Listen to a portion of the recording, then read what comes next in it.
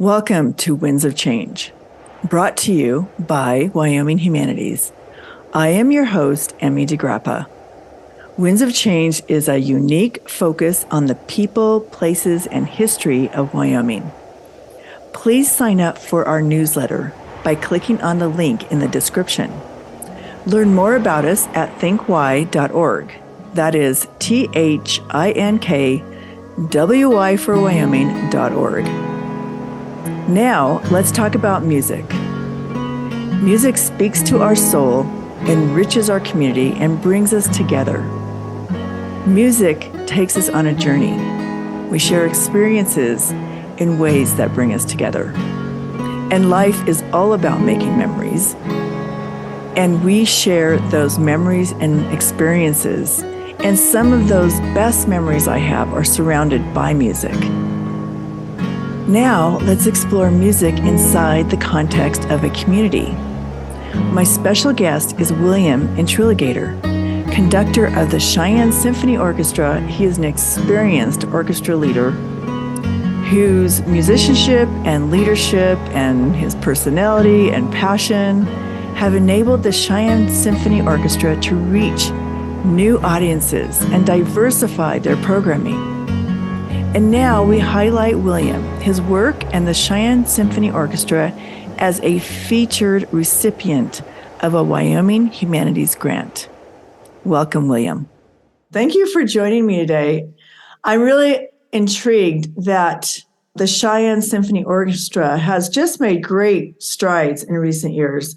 And I want to know how you came to the Cheyenne Symphony Orchestra and kind of what your vision is for your organization.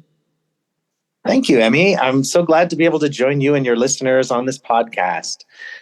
It's kind of an interesting story about how I first learned about the Cheyenne Symphony Orchestra.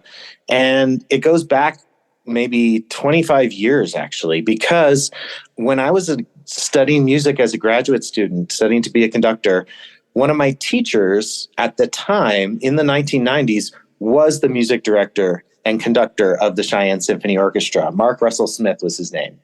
And so he was one of my teachers. And so I first heard about the Cheyenne Symphony from him.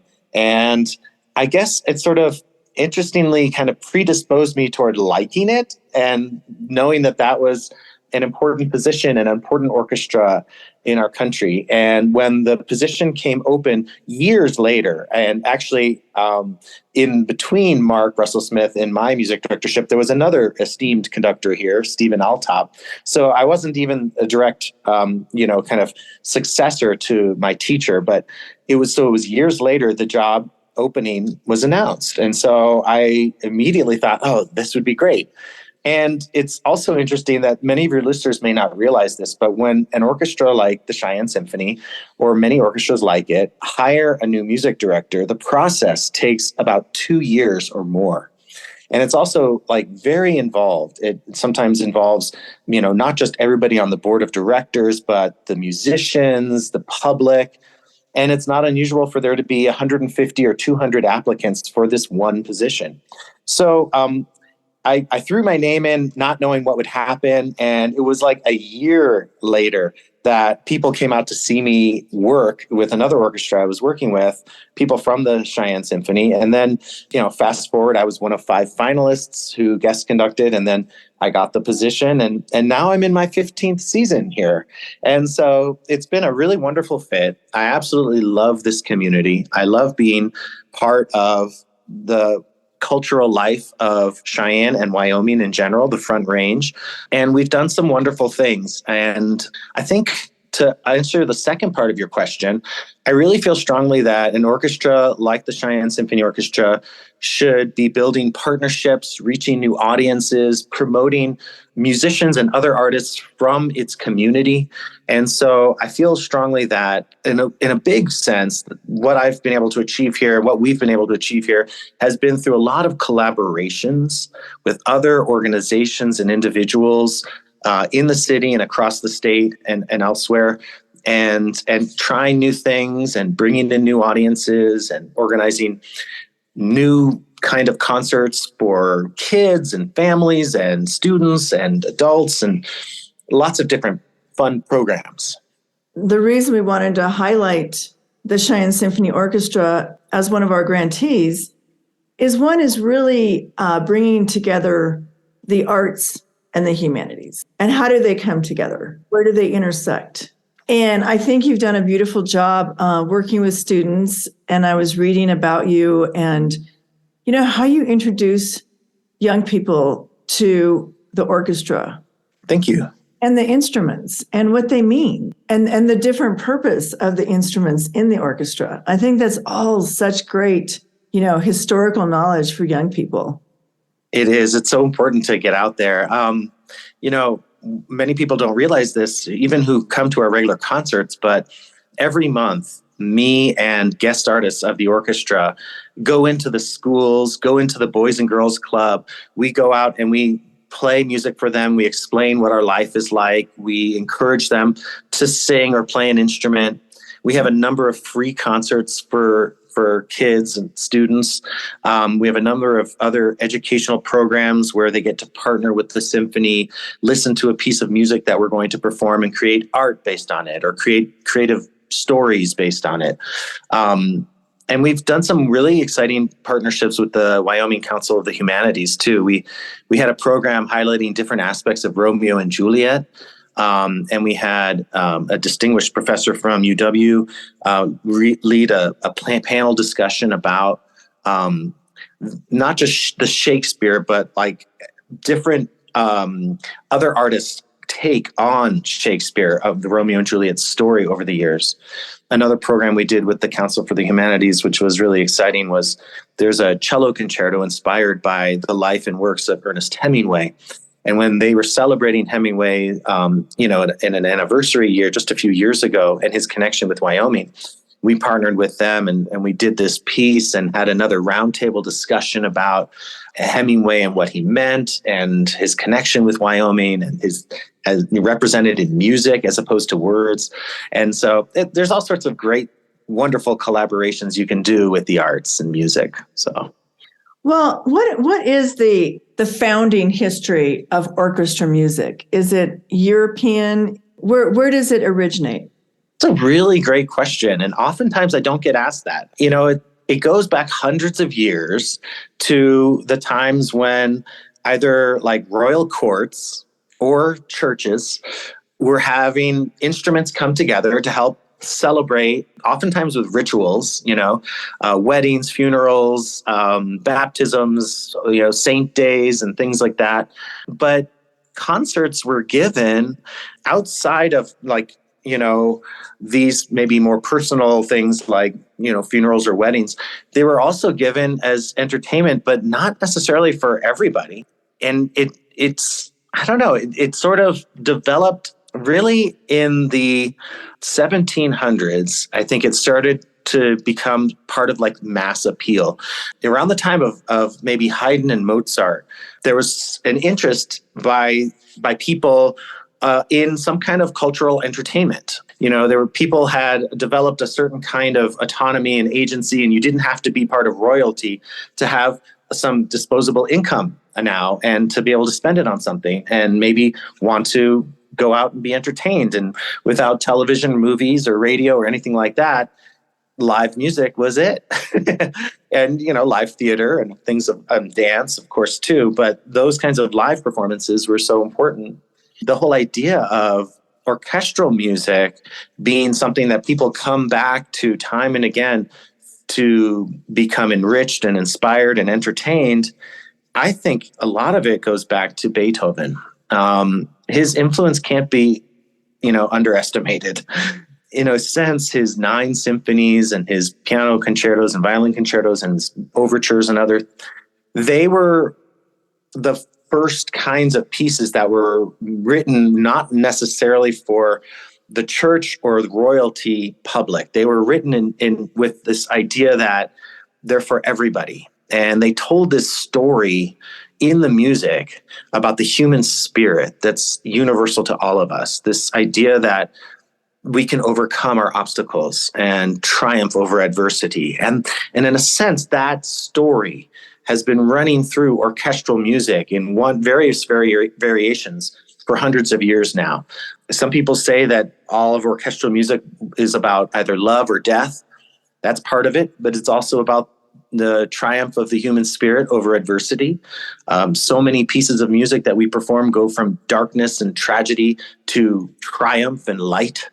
And yeah, so it's interesting how that's developed. At the same time, the orchestra itself and the instruments themselves became more and more developed, and orchestras got bigger, and conductors were needed to kind of manage all of that and create inspiring performances. So at one point, when orchestras were still small and it was mainly just strings and a few winds and drums, they could be led by the concertmaster, the lead violinist, or maybe a pianist or harpsichordist. But as orchestras grew, conducting became something new, and that's why I guess I have a job. Yeah. Well, that's really very interesting. And the reason I asked that is because just wanting to hear that historical, the place and the time, because I've also heard some really interesting interactions between like mariachi music and orchestra music. Oh, yeah. And just how beautiful that is. And I've wondered if you've done some work with other kinds of ethnic music and to incorporate into the orchestra. Absolutely, yeah. We're so excited. We're proud of the kind of way that we've been able to make a balance between performing music that's sort of part of the traditional canon, like Beethoven and Tchaikovsky and people like that, but also to have a lot more representation of other ethnicities, other races, women composers. We had a whole season, practically women composers on every concert, some of the concerts, all women composers. But yeah, you mentioned about mariachi music. It brought to mind a few years back when we did this wonderful piece by a Mexican composer named Moncayo. It's called Huapango, and it actually does feature a very important kind of music from Mexico. It's kind of like a mariachi, the Huapango dancing and singing. It was part of a program that we presented in Cheyenne that was an all Latin American music program. And it was specifically designed to reach out to that community. And we partnered with a local mariachi instrument and dance group where they performed on our stage. And it was just a wonderful, wonderful evening. So we are trying to be very inclusive like that. No, I think that's wonderful. I'm always interested in the story behind the music. And that's why I love what you're doing, is because it is where I live, and the Grand Teton Music Festival is really beautiful. Sometimes when I go to concerts, I'm always interested in the origins and how and when and why is this important, and especially the role of different pieces in the orchestra. Well, first of all, when you first started this conversation with me, is that you went to school to become a conductor. Yeah. How does that happen? I know. It's a kind of a crazy thing, but I think a lot of conductors started out playing in orchestras, and we fell in love with the power of orchestral music. For my own story, I was a young oboist playing in youth orchestras growing up in Southern California. And when I went to college, I didn't know whether I wanted to continue as an oboist or what I wanted to do. I didn't come from a family of professional musicians or anything like that. But, it's like I got this bug. It was the most powerful, meaningful experiences that I had was playing in orchestras with this incredible music that could be overwhelming at times. I mean, seriously, like out-of-body experiences, sometimes these magical moments that happen on the stage, and there was nothing like that. And so as I thought about, I was in college in the late 80s and early 90s, I was thinking, well, everybody else is being a lawyer. Should I be a lawyer? What should I do? I don't know. So I decided to keep going with my passion. And I was lucky to have some really great professors who encouraged me and said, you don't have to stay an oboist. You could think about being a conductor.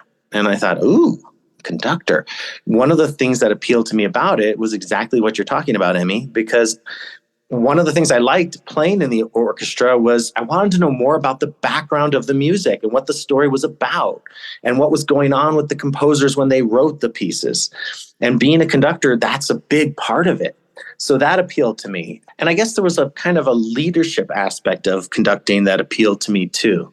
I had been sort of like, the student body president of my junior high and high school and things like that. So there was a kind of aspect to it, of that part of it, that appealed to me. And so, yeah, I got started in my undergrad and then studied in Europe for a year, music over there, and then came back to this country to get my master's and doctorate in conducting. And you can actually get a degree like that. And it is kind of crazy to do something like that. It's a gamble, there's not a lot of jobs, and it's not like a guarantee of income. It's not like, well, if you go this particular route in certain of training, you're guaranteed if you can find a job in that, you'll get this. But there's no guarantee. Like I said, when I was talking about the search, when I got the job here in Cheyenne, 150 people apply for every position like this. So I feel so lucky that I got this position. And yeah, so that's part of a little bit of how it was my story. But yeah, and the funny thing is, as much as they teach you about conducting, so much of it you have to learn on the job. They teach you the nuts and bolts, like they teach you, you have to learn the music itself, the repertoire, and understand some of the conducting challenges and pitfalls and issues, and a lot of theory and a lot of music theory, a lot of music history, a lot of instrumentation, and all those things. But they don't tell you how to stand in front of an audience of 1,000 people and in like 1 minute encapsulate your passion for a Beethoven symphony before you play it. Or they don't tell you how to like program a whole season and present it to a board of directors or something like that. So these are things you have to kind of learn on the job.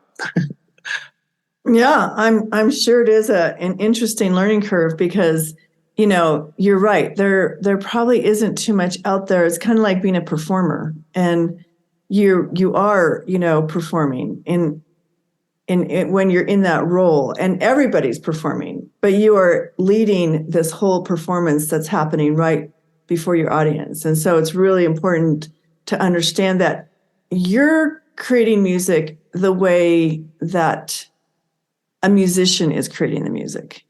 It's all kind of like you're working together in sync. It's so true. Yeah, my role is, the best I can think of describing it is like as a coach. People, when there's a winning football team or any other kind of team, they talk about, of course, the star players, but they also talk about the coach. And even though the coach is never seen actually throwing a ball or kicking a ball or anything like that, they credit the coach. And that's sort of how it is with the conductor. Nobody hears anything, any music that I make. I still play the oboe, I play the piano, but that's not what they're there for. It's the way I work with the orchestra in practice, in our rehearsals, and getting the orchestra to come together. They're all professional, wonderful musicians, getting us all in sync and inspired and with the right balances and the right meaning behind the music. Like you said, music tells a story. And, the orchestra needs to a little guidance so that we're telling the same story. And so, yeah, my job is to help inspire them, coach them, help them play their best, and somehow with my gestures, without making any sound, help convey that to the audience as well. So my last question is,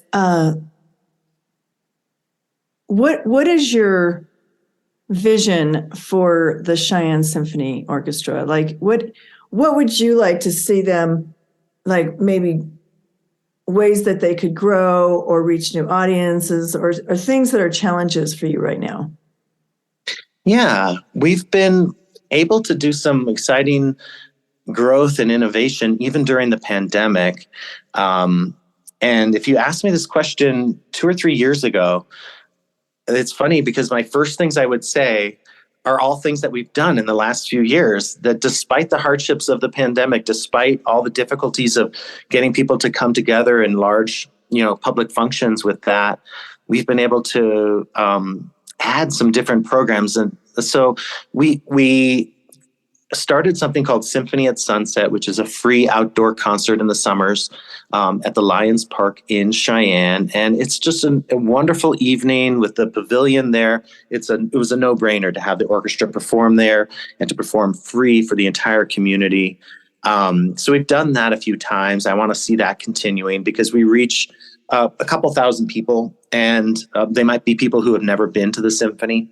Also, something that we've done in the last few years that's new for us is Symphony Underground, we call it. And it's taking the symphony out of the Civic Center into a kind of more of a nightclub art music performance space, the renovated Lincoln Theater in Cheyenne, and partnering with rock bands or folk bands. We kind of see it as kind of alternating between those. The first year we partnered with the band The Patty Fiasco. The second year we partnered with 10 Cent Stranger out of Laramie. And in both cases, it was such a fun opportunity to combine the symphony culture with that other kind of culture.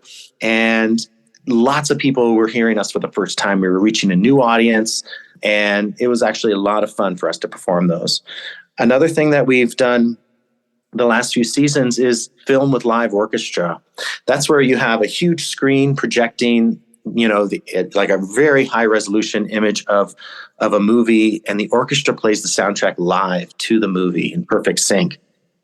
It's something that big orchestras in big cities do probably every year now. It's become kind of an annual thing for them to do, Star Wars or Jurassic Park or something like that. And for a community the size of Cheyenne, we've done Raiders of the Lost Ark, and we also did Home Alone in the last few years.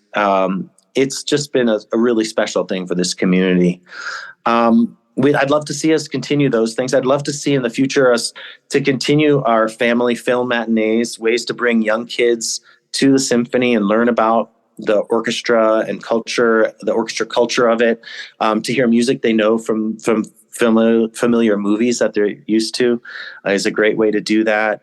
I hope that we can continue the partnerships that we've had. So many wonderful partnerships with the local children's chorus, the Cheyenne Chamber Singers, the LCCC Community Music Department, the different dance studios, En Avant Dance Studio and Act Two, and those kinds of partnerships. Those are really meaningful and important for us. So I want to see that continue. I'd love to see the orchestra to be able to come back to that kind of programming that reaches out to our Latino community here.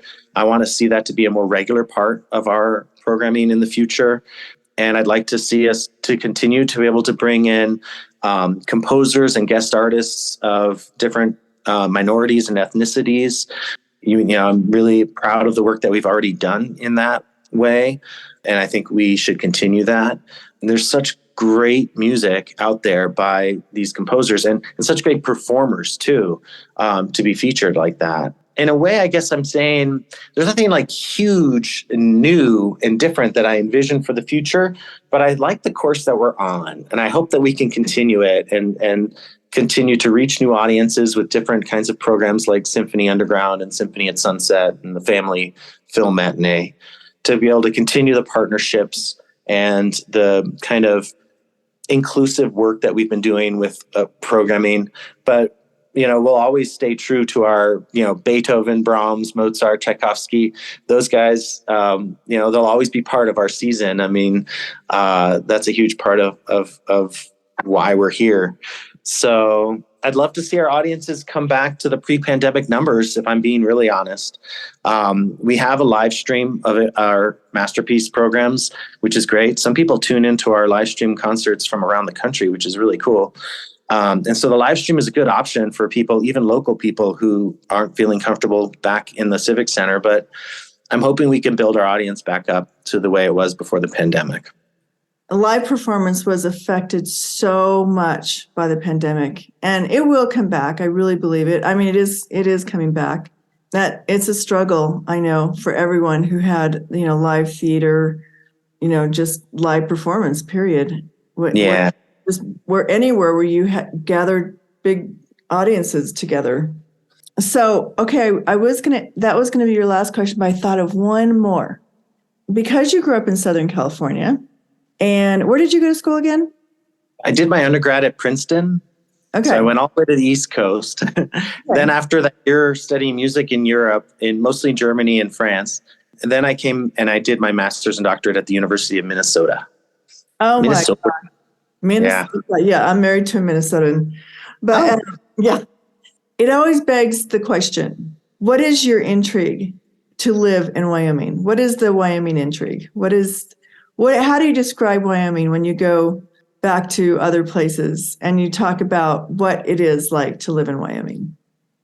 Well, I think that the thing that people expect is that there's this incredible natural beauty, right? I mean, nature is incredible here, from the landscapes to the mountains to the fishing and to, the wildlife. But what people don't get is that it's also the people. The communities here are amazing.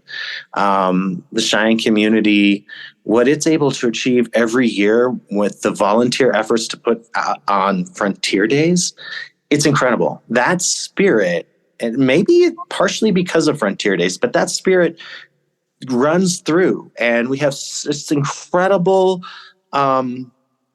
idea of, involvement and volunteerism and working together and appreciating what we have.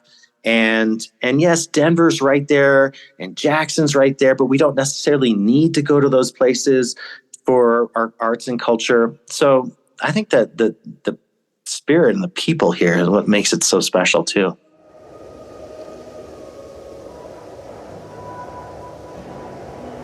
Thank you for listening. I'm executive producer, Emmy DeGrappa. Winds of Change is brought to you by Wyoming Humanities, our co-hosts, and all the people who generously share their stories and their time. For more information, go to thinkwy.org. Subscribe and never miss a show.